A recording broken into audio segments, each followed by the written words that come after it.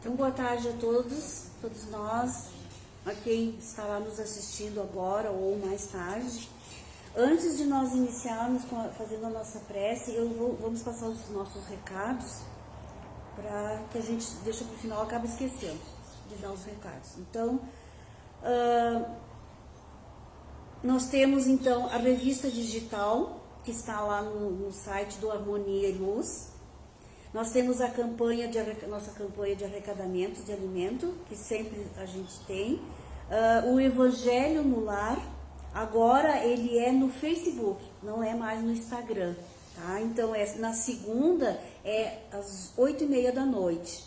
E quartas, sextas e domingos é às 8 da noite. Só na segunda, para não coincidir com o trabalho da segunda noite, né? Então, ele é 8h30, tá? E as nossas campanhas de lacres, de tampinhas, né? Nós temos aberto as inscrições, então, pro ESD, que a gente está chamando o pessoal, que quem quer estudar a doutrina, né? Que nos procurem, que a gente vai formar um grupo, então, para iniciar esse trabalho. E mais importante também, estava programado o nosso brechó agora para sábado, mas ele não vai acontecer, tá? Porque a nossa querida Ana, ela não tá legal, quer dizer, agora já tá legal, mas né, ela não vai poder estar presente, então a gente achou por melhor que nós não realizássemos o brechó. Vamos deixar para mais adiante, se Deus quiser, ela estará conosco de novo. Então, para nós fazermos a nossa prece, iniciar o nosso trabalho, nós vamos fazer uma prece. Eu vou ler uma pequena mensagem de Chico Xavier que diz o seguinte: nenhuma atividade no bem é insignificante. As mais altas árvores são oriundas de minúsculas sementes. Então, quer dizer, o mínimo que a gente possa fazer no bem é o bem, por pequena que seja a nossa ação. Então, nunca deixamos de fazer o bem. Então vamos fazer a nossa prece, fechando os nossos olhos, nos colocando confortável no assento, elevando o nosso pensamento a Deus em agradecimento por estarmos aqui hoje, nesse nosso encontro. Agradecer a Jesus, o nosso Mestre, que também está conosco, através dos seus ensinamentos, mostrando ali o caminho melhor para seguirmos. Nossos agradecimentos também à equipe espiritual da casa, que aqui estavam desde cedo, desde o início do dia, preparando o ambiente para nos receber. Então, aqui já estavam nos recebendo, neste momento estão nos atendendo a cada um segundo as nossas necessidades. Aquilo que viemos buscar, com certeza, receberemos. Então, agradecidos por tudo isso, vamos abrir os nossos trabalhos, desejando que a paz esteja com todos. E que assim seja. Que assim seja. Bom, pessoal, tudo bem? Boa tarde. Aproveitando aqui a prece da Joana, nossa irmã, vamos falar de Espiritismo. Eu sou Miguel e a gente vai falar sobre a lei do progresso que está na doutrina espírita como uma das nossas estimuladoras ao bem, que foi citada aqui, né, não por acaso, nessa primeira mensagem. E assim nós vamos então, aproveitando esta oportunidade, agradecidos, né, porque conseguimos superar todos os obstáculos que a sombra nos apresenta, e estamos aqui recebendo este auxílio espiritual. Muitos podem ter certeza, né? Se planejaram para vir e não conseguem, por indisciplina, por pouca vontade, por energias negativas, por dificuldades pessoais, ok, mas os sãos não precisam de médico, né? E se nós conseguimos chegar a um consultório espiritual, é porque nós estamos nos fortalecendo gradualmente, né, a cada esforço que nós fazemos na direção do bem, que nós estamos nos resgatando. Eu gosto muito do diálogo espírita e assim eu me resgato nessa encarnação. Todas as vezes que nós ocupamos um espaço para falar sobre Espiritismo, a gente relembra que reencarnados nós estamos com a bênção da doutrina espírita divulgada bastante no Brasil, mas pelo mundo, né? Em vários locais da humanidade já traduzidos, de pontos de luz que vão surgindo, abrindo espaço para que nós pensemos um pouco melhor com relação ao tempo, ao nosso trabalho de transformação, à nossa felicidade, para falar claramente. Nós buscamos a felicidade de várias maneiras. Instintivamente, quando estamos no princípio mais próximo dos animais, né? No sentido de que nós vamos avançando da consciência de Deus pelos reinos, né? Mineral, vegetal, animal. Então, aquele animal que busca a comida, ele busca a sua felicidade, a sua satisfação. Que busca a perpetuação da espécie, ele é movido por um instinto de sobrevivência que ele não tem consciência, ele não tem razão, ele não tem livre-arbítrio. Nós somos movidos por o aperfeiçoamento deste instinto, que é a busca da felicidade, ao qual nós seremos todos herdeiros, mais cedo ou mais tarde, mas cada um segundo as suas obras. Ou seja, pela lei de misericórdia do nosso Pai Criador, que sempre existiu, é um ser incriado, e que nos dá a oportunidade de andarmos no tempo e no espaço na nossa autoconstrução. Isso a gente repete, né? Porque além de nos consolar, porque você não pode beber um copo d'água a vida inteira, ou um copo d'água por dia. Então, a doutrina espírita, como religião consoladora que é, na repetição do mesmo líquido, da mesma água do Espírito, também serve para quem já a conhece aprofundar em si próprio esse conceito de luz, gravar mais fixamente, né, essa luz, para que ela não vá se apagando dentro de nós, não é? E também para irradiar aos que ainda não chegaram, né? Como aquela fogueirinha no meio da floresta, né, que está ali para servir também o viajante, como diz a parábola do bom samaritano também, a quem quiser aproveitar desta luz.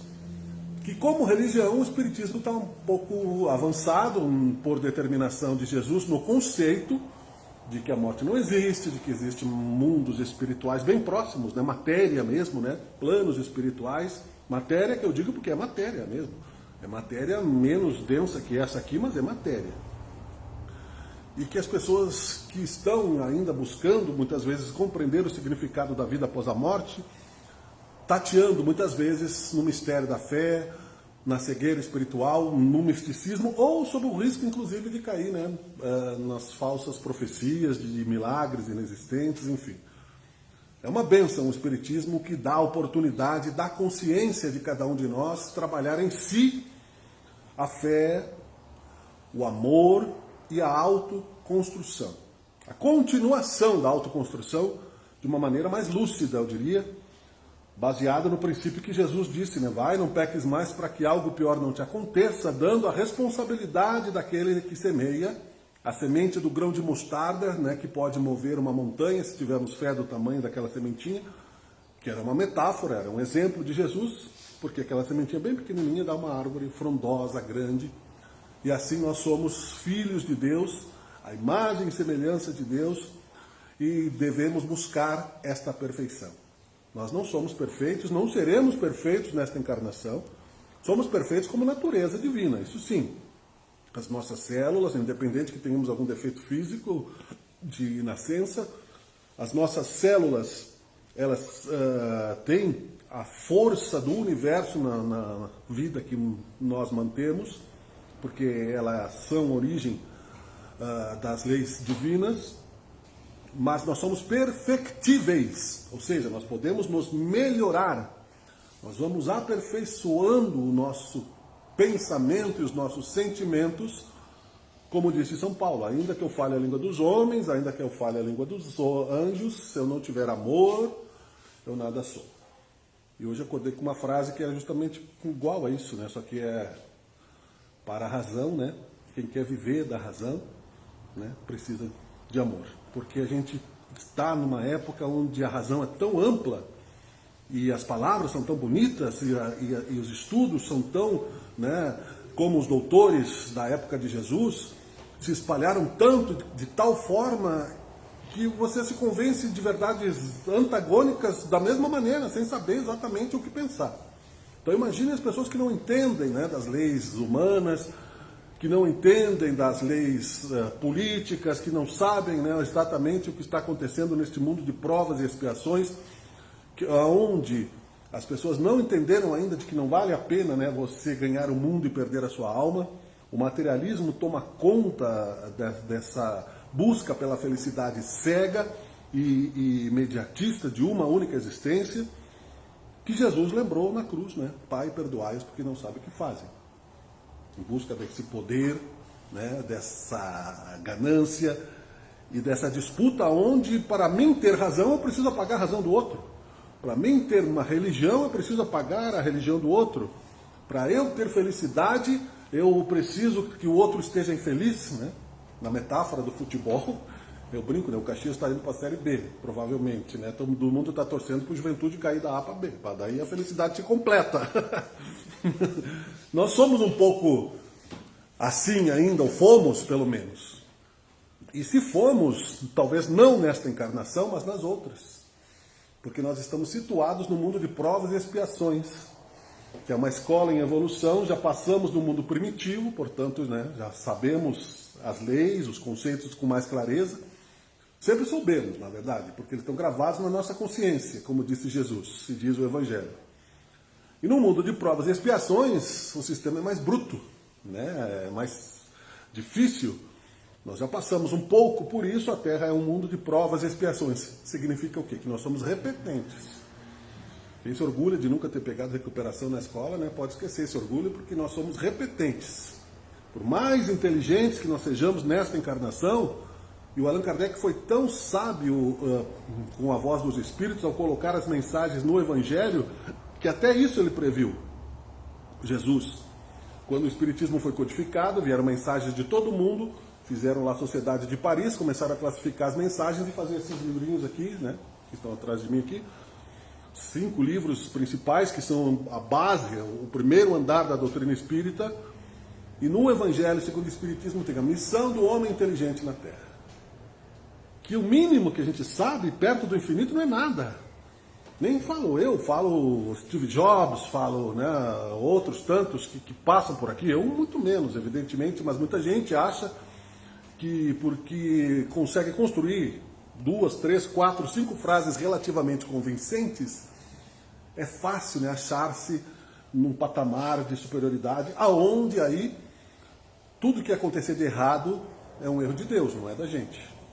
Eu sou uma vítima, né, injustiçada pelo universo, se nós não compreendermos a humildade de Jesus Cristo, que veio como um ser, a imagem e semelhança de Deus, com uma inteligência já avançada, sem privilégios no tempo e no espaço, vindo de outra dimensão para nos trazer o caminho, a verdade e a vida, iluminar a nossa trajetória, a nossa avenida, através do nosso próprio esforço, dizendo que nós somos herança de nós mesmos, nós somos frutos do nosso próprio trabalho, vida após vida.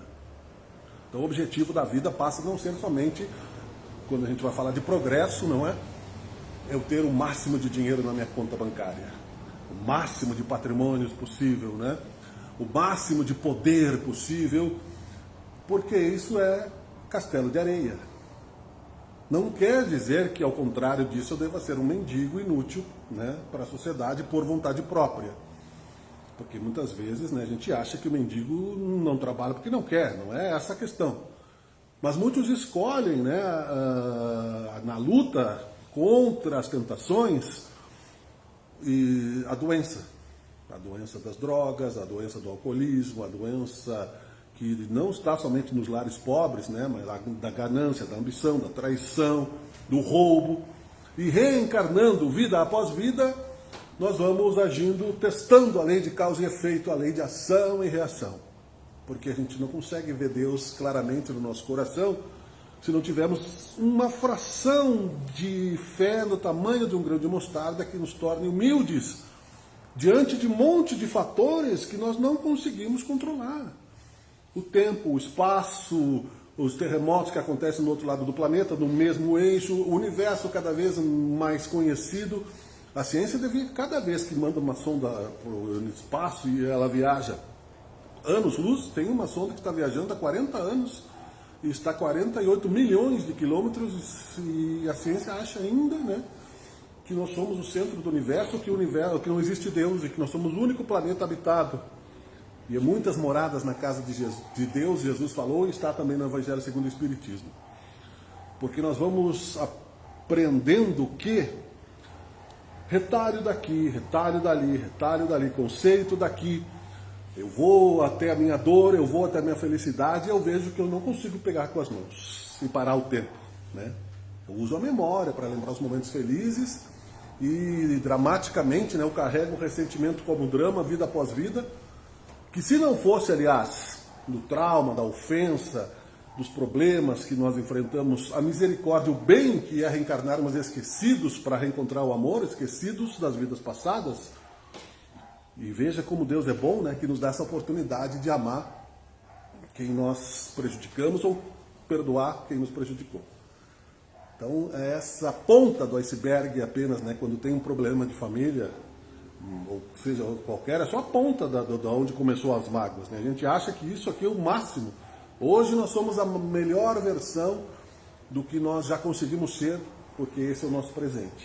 Aqui, no nosso RG, no nosso CPF, no nosso endereço, no nosso estado, na nossa cidade, estamos vivendo o pulsar de Deus no cosmos infinito, conscientes, portanto existimos. Não podemos morrer, porque seria um esquecimento pleno de nós mesmos. Então existe uma função lógica para isso, e essa função lógica para isso está também descrita através do esforço, não é, que Allan Kardec trouxe na sua encarnação de sacrifícios intelectuais, deixando de ser um intelectual bem-sucedido, um professor, e perdendo até dinheiro por isso, né? Mudou até de nome, recebendo através de auxílios de outras pessoas a lei de progresso, que é uma das leis de Deus. Nada está parado, nada está sem evoluir. Podemos estacionar, podemos ficar paradinhos ali um tempinho, mas mesmo assim estamos evoluindo. Só que nós não entendemos este progresso que Deus nos promete, que Jesus disse: eu sou trabalhador, o meu pai trabalha até hoje, busca o reino de Deus e o resto vos será dado por acréscimo, e ajuda-te que o Senhor te ajudará, ou seja, é trabalho, é movimento, é reforma íntima, é construção. A cada um será dado segundo as suas obras, não é? O amor cobre a multidão de pecados. Então eu tenho que entender uma série de pequenas coisas que seriam sufocantes se fosse, né, do almoço para a janta. Ou seja, em 1000 anos. No universo, 1000 anos, infinito, né? É uma matemática bem simples, né? Tem um símbolo do infinito que a gente aprende lá nas primeiras séries até. Infinito, não tem fim. Se eu pegar o número 1, ele não tem fim. E se eu comparar ele com uma coisa que não tem fim, né? Então, quanto é 1% do infinito? É o infinito? Ou seja, nós vamos viver para sempre e não vamos voltar atrás naquilo que nós já aprendemos. Podemos escolher rebeldes caminhos? Sim, podemos. E às vezes até com mais orgulho, mais cultura, mais informação, lembranças de poderes que perdemos, né? Existe muita rebeldia nos planos astrais, geradas também pela negação de Deus. Existe até um mito, né, de que haveria um contrário de Deus, né, que seria o Lúcifer, que ele seria um anjo caído, revoltado e estaria combatendo com Deus. Mas Deus não tem antagonista. Deus não tem oposição. Deus é amor e misericórdia. O Allan Kardec, através, né, de toda a codificação espírita, não inaugurou o fenômeno da mediunidade nem as curas.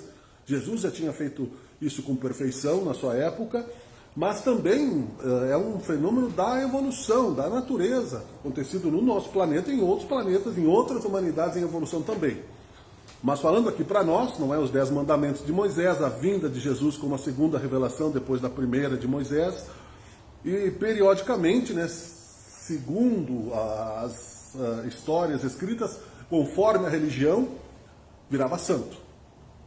Fez um milagre, as pessoas relataram aquele milagre e virava santo. Apareceu no segredo de Fátima, as meninas viram o espírito materializado, né, se santificaram. Havia ali um fenômeno mediúnico, chama mediunidade, no passado também. Então Allan Kardec explicou isso como uma ciência, como um sentido. Depois outros livros foram se complementando, para que a gente entendesse então que há um plano de Deus para a nossa humanidade. Que nós estávamos lá no período das cavernas, já como consciência, sem contar os outros reinos minerais, etc. A riqueza de Deus é infinita. Cada célula nossa vai virar um universo, é infinito, é incalculável matematicamente, né, a grandeza de Deus. Porém, a sua humildade também é incalculável, porque Jesus disse, não cai um cabelo da cabeça da gente sem que Deus permita, uma folha de uma árvore sem que Deus, né, permita, e Ele sabe, porque Ele é onipresente, Ele está em tudo, Ele está em todos, Ele não está distante, Ele está dentro de nós, nos impulsionando para a felicidade, mas também nos dando o direito das nossas escolhas. O progresso, portanto, é isso, que nós, mudando o ponto de vista de que o reino de Deus está dentro de nós, que nós podemos ser felizes em qualquer dimensão, seja nessa, seja noutra. Aqui talvez momentaneamente, porque a gente tem ainda uma cultura muito fúnebre da morte.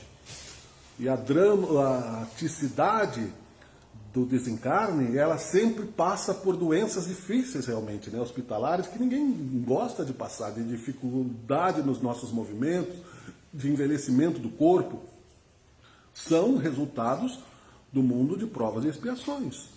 Porque nós devemos agradecer a oportunidade de termos um corpo físico que nos dá o direito a este progresso mais intenso, como quem sai da sua zona de conforto para fazer um exercício numa academia, numa escola, para ficar mais forte, para revitalizar suas energias, para fazer a sua movimentação energética das células materiais. O espírito é da mesma forma. Não existe fé sem obras, não existe, né, progresso sem perdão, não existe, né, amor sem caridade. Então, entendendo estes conceitos, nós veremos que quando Jesus nos solicitou que construíssemos castelos em terreno sólido, o terreno sólido que ele nos sugeria era justamente a compreensão deste reino de Deus. Que tudo está em movimento o tempo todo. Nós não temos o controle sobre a vida e a morte. Nós não temos o controle sobre o universo. Nós estamos, então, subordinados, se quisermos realmente ter uma fé raciocinada, a uma confiança que aparentemente seria cega se nós não tivéssemos a capacidade de ver o Deus dentro de nós. De quando convivemos com a nossa própria dificuldade em entender certos acontecimentos, a nossa própria consciência responde, a nossa vontade responde, ou o nosso anjo da guarda, sim, que existe, que é um ser como nós, um amigo espiritual, um mentor, um professor que nós não vemos fisicamente, mas sonhamos, intuímos. Muitas vezes a gente tem pensamentos que não é a nossa própria voz. Né? Quando a gente pensa que são pensamentos próprios, normalmente a gente imagina, né, o próprio timbre da nossa voz. Às vezes parece que alguém falou alguma coisa, mas não tem ninguém perto, e é uma ideia que surgiu, pode ser boa, pode ser ruim. Mas se quisermos ouvir, então, o nosso anjo da guarda nos aconselhando nesse sentido de fazermos escolhas melhores naquilo que Jesus lembrou, de fazer ao semelhante o que dele nós gostaríamos de receber. Amar a Deus sobre todas as coisas, isso exige, né, fácil compreensão de que nós temos que buscar Deus. Como é que eu posso amar alguém que eu não confio?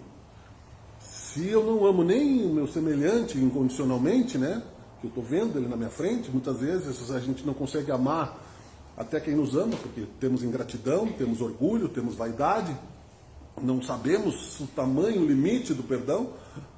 Amar a Deus sobre todas as coisas exige um conceito de causa e efeito.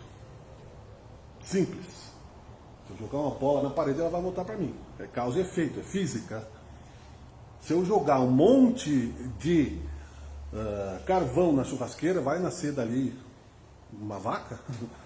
Não, né? Vai nascer um churrasco pronto? Não. Vai nascer uma bola? Não. É um exemplo bobo, um exemplo simples, mas para que a gente entenda que não existe efeito sem causa.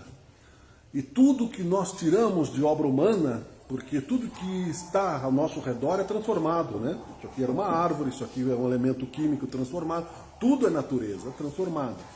Mesmo que tenha inteligência num aparelho eletrônico, essa inteligência que está no aparelho eletrônico, ela é obra de Deus. A câmera do celular imita um olho. E qual foi o cientista que, por mais avanço da inteligência artificial, conseguiu fazer o que Jesus fez, que era curar o cego, que era fazer, né, as pessoas andarem, revitalizar as células através da vontade de Deus. Então, Deus está entre nós falando pela nossa própria natureza, porque nós somos natureza. Os filósofos antigos tinham essa busca também, alguns compreenderam, outros não, mas eles serviam para o pensamento mais insistente e exigente de provas materiais, que ao invés de simplificarem o pensamento de Deus e pegarem o exemplo de Jesus, não apenas como um derrotado, porque se ele foi crucificado eles consideram uma derrota, e se ele não conseguiu imediatamente, né, aquilo que ele profetizou, eles consideram numa noção de tempo ainda, né, uma fé cega, uma ilusão, porque acreditam os filósofos, a maioria deles materialistas da atualidade e do passado, de que Deus é uma ilusão daquele que tem fé, porque precisamos dessa ilusão para ter esperança, e por isso somos infantis. E para eles, né, nada existe no universo a não ser, né, uma ilusão de felicidade, aonde nós podemos ser facilmente enganados por espertalhões que levam para si próprio, né, o mérito e aproveitam essa fé para enganar, né, pessoas de boas intenções que procuram a felicidade. O Espiritismo nos aliviou disso. Mesmo assim, né, o conceito de religião ainda está muito ofendido pelos maus exemplos. O conceito, se você falar em religião, as pessoas saem correndo, né, igual o diabo da cruz. Sendo que o Espiritismo nem acredita no diabo, né? Para o Espiritismo o diabo nem existe, né? E dessa maneira que nós vamos avançando e transformando a nossa consciência para que a gente possa seguir dia após dia, cada dia basta o seu mal, disse Jesus, ou seja, sem ansiedade, sem pressa, no tempo de Deus, que é esse tempo que nos exige a termos paciência, né? A paciência que nós não vamos conquistar a perfeição num único exercício de uma vida, mas que nós temos que andar na direção da luz, mesmo que na velocidade, né, da lesma, disse o Chico Xavier. O Mano, eu disse para o Chico Xavier, nunca parar, né?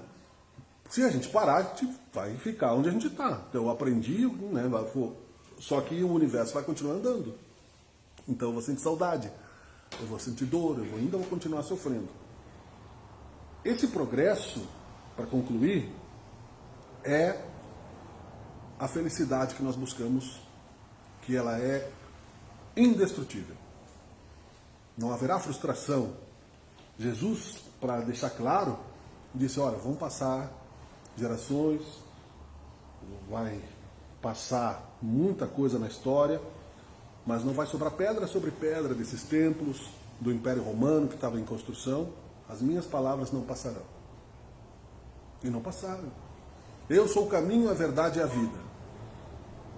E ele volta, sim, a nos dizer através do exercício da mediunidade que a vida que ele mostrou, além da morte, quando ele ressuscitou Lázaro, por exemplo, num fenômeno, né, capaz, possível dentro da lei de Deus, nada que fosse contrário e que fosse considerado magia, provando a força que ele tinha como um ser já avançado, e também ao materializar-se, sendo que seu corpo já estava em fase, né, de avançada desestruturação molecular, porque ele era um espírito muito forte, muito avançado, muita luz, muita energia, saindo como espírito materializado, visto, né, por Maria Madalena, né?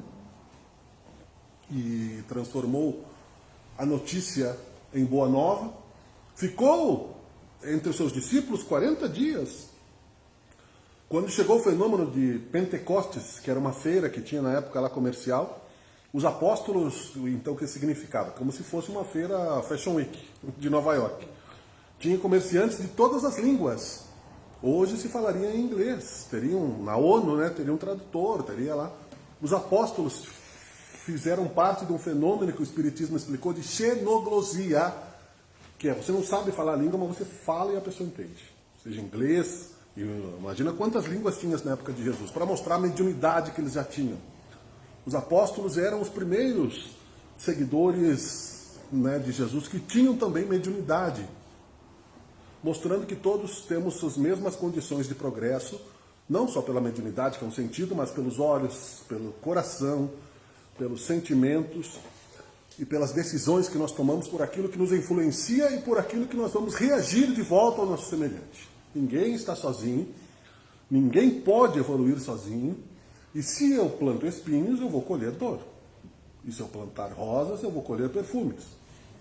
E se as duas coisas andam juntas, é porque a gente aprenda a diferenciar os cuidados que nós temos que ter nesta direção que Jesus ensinou e ensina todos os dias através da nossa própria condição humana e muitas vezes insegura, que pode nos levar ainda a sofrimentos desnecessários caso façamos escolhas ainda em desacordo com o bem. Então ele dizia, persiste até o fim. Não perde a esperança, acredita. Eu vou te consolar, eu sou o consolador prometido, eu vou mandar alguém, eu vou preparar o lugar. Veja como é bom, né, nós sabermos que apesar da morte ser fúnebre, da doença ser triste, essa casquinha que nós vivemos, né, é igual aquele abacate que eu abri hoje para fazer uma vitamina antes de vir para cá, que tem dentro dele uma semente, né? E ali nós vamos deixar a energia do abacate, eu transformei em alimento.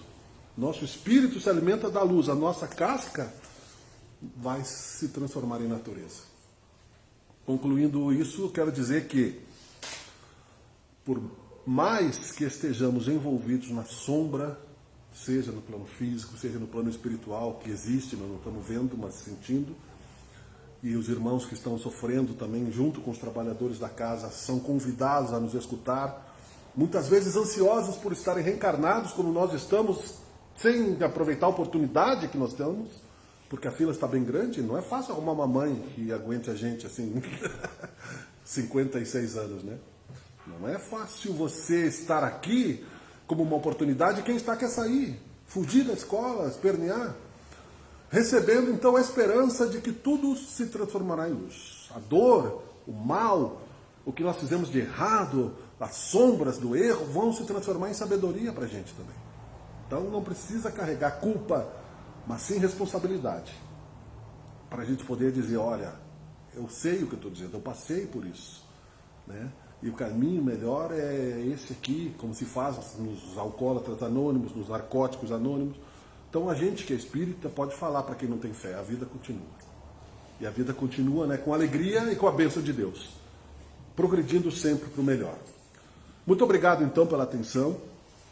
A lei do progresso é uma lei de Deus, como outras tantas, e que, entendendo cada dia melhor, nós vamos vendo como Ele nos ama. Muito obrigado, Senhor Jesus, por nos dar essa consciência, que seja feita a vontade do nosso Deus Criador, como diz no Pai Nosso, e como disse o soldado que recebeu a cura do seu filho através de Ti, Pai, por uma fé à distância, não sou digno que entreis em minha morada, mas dizeis uma só palavra sereis salvo, que serve para um só rebanho, um só pastor, além do Espiritismo, mas para todos nós encarnados neste planeta em transformação, neste país em transformação, aonde nós vemos as fronteiras iguais às do passado, só com tecnologias, e que possamos, Pai, manter a fé vigorosa e seguirmos Jesus sem vacilar. Muito obrigado, seja feita a tua vontade, que assim seja.